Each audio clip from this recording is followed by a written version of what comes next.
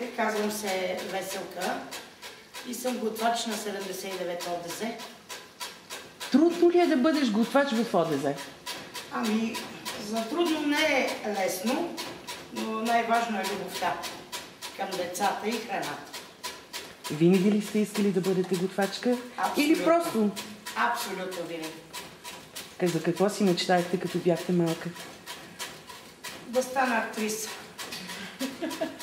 Имате чудесна професия, която ви позволява наистина да бъдете актриса, даже и в кухнята. Как мислите вие?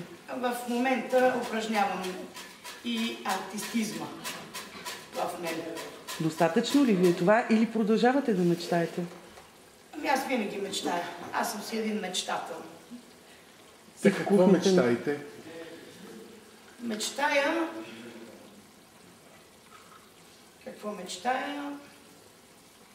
Мечтая да обиколя света. Хубава мечта. Това пречи ли на работата ви? Не ми пречи. Мечтаете докато готвите? Да. И искам да видя в всички страни как готвят хората в детските градини. А убедена ли сте, че храната е любов и че храна, която не е приготвена с любов, не е добра? Естествено, тук ако не вложи човек любов, мисля, че нищо няма да стане. Обичат ли ви децата? Много. Харесват ли вашата храна? Абсолютно. Аз знам, че родителите също са много доволни, защото децата харесват това, което сте приготвили. И много пъти искат да дойдат и да вземат рецепти от вас. Дали е вярно? Ами да, те даже когато ме видят по коридорите и ме питат за рецепти и пиша и рецепти. И за това сигурно децата винаги ще идват тук при нас заради вашата хубава храна. Ами мисля, че някои деца, които трябва да напуснат градината след четвърта група, не им се тръгва в първи клас. Искат тук да останат. Една от причините е храната.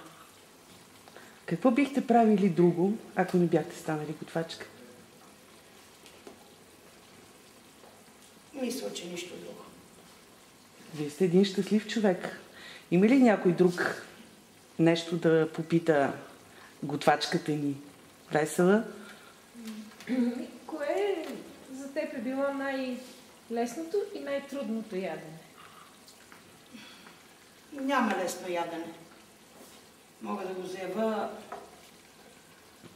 Просто няма лесно ядене. Всяко ядене си има